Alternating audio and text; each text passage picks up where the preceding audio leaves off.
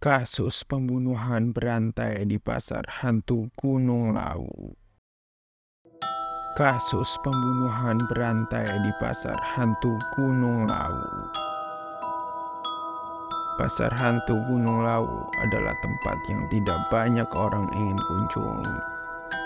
Pasar ini terletak di kaki gunung berapi yang sudah lama tidak aktif dan hanya buka pada malam hari.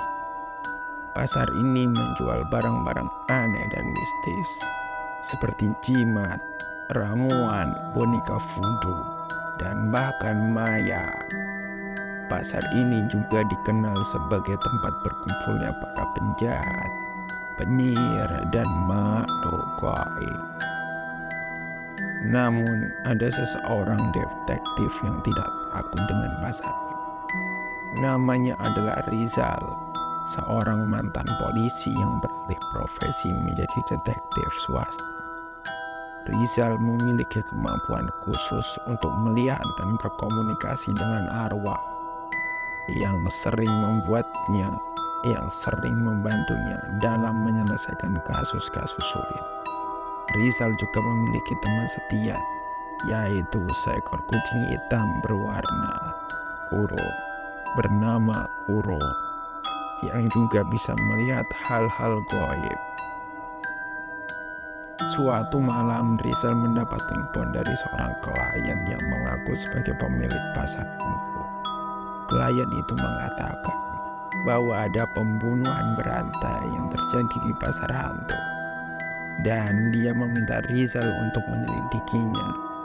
Klien itu juga mengatakan bahwa dia akan membayar Rizal dengan sangat baik jika dia berhasil menangkap pelakunya. Rizal merasa tertarik dengan kasus ini dan memutuskan untuk menerimanya.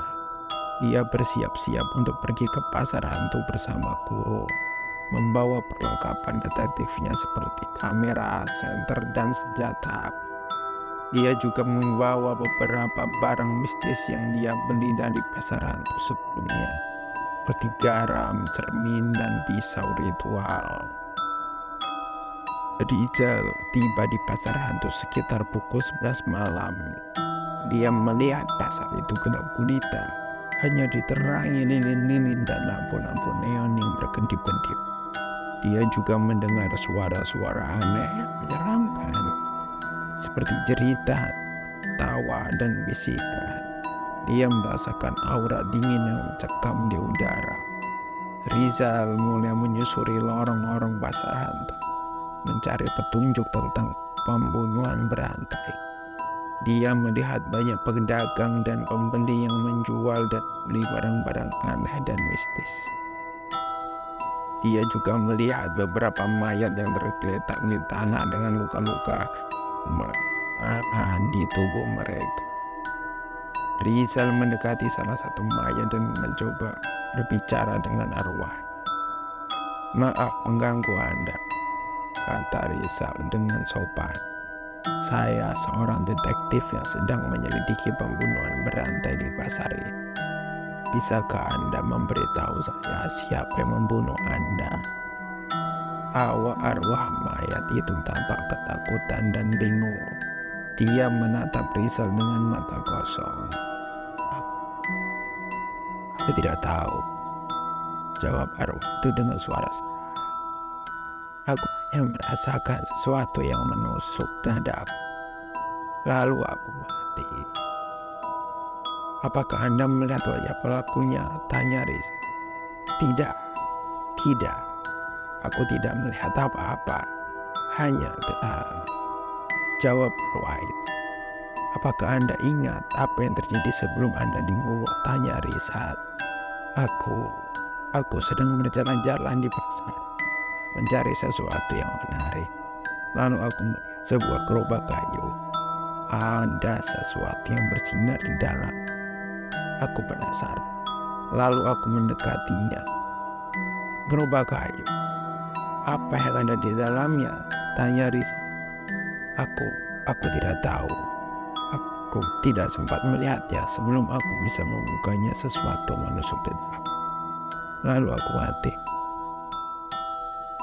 Arwah itu mulai menghilang seolah-olah kehabisan tenaga.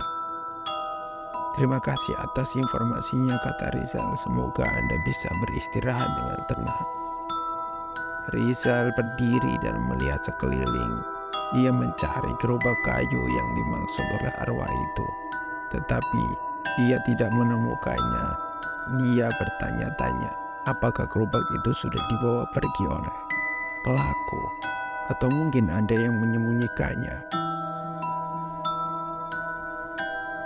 Rizal memutuskan untuk mencari petunjuk lain dan melanjutkan penyelidikannya. Dia berharap bisa menemukan pelaku pembunuhan berantai sebelum dia menjadi korban selanjutnya. Rizal berjalan-jalan di pasar hantu mencari tahu siapa pelaku pembunuhan berantai. Dia melihat banyak adegan kejahatan yang mengerikan dengan mayat-mayat yang berserakan di mana-mana.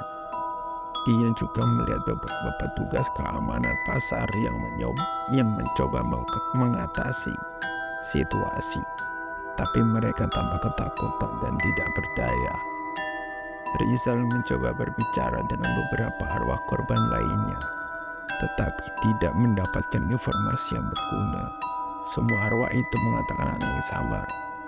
Mereka dibunuh oleh sesuatu yang menusuk dadaku tanpa melihat wajah atau bentuk pelaku. Mereka juga mengatakan bahwa mereka tertarik oleh sebuah gerobak kayu yang ada di pasar, tapi mereka tidak tahu apa yang ada di dalamnya.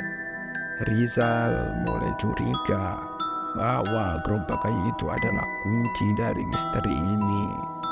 Dia bertanya-tanya apa yang ada di dalam gerobak itu dan mengapa pelaku membunuh orang-orang yang mendekatinya. Apakah gerobak itu berisi sesuatu yang berharga atau sesuatu yang berbahaya? Rizal memutuskan untuk mencari gerobak kayu itu dan menemukan jawabannya. Dia meminta bantuan Kuro, teman kucingnya, untuk mencium bau gerobak itu. Kuro, kamu bisa mencium bau gerobak kayu itu? Tanya Rizal. Well, bisa. Kalau jawab Kuro dengan suara mengantuk. Baunya seperti apa? Tanya Rizal. Well, seperti darah, besi, api. Jawab Kuro. Darah, besi, api. Ulang Rizal. Apa maksudnya? Meo, tidak tahu, hanya bau. Jawab Kuro. Baiklah, coba kamu ikuti gua itu dan tunjukkan padaku di mana gerobak itu, kata Rizal. Meo, jawab Kuro, lalu mulai berjalan dengan hidungnya mencium udara.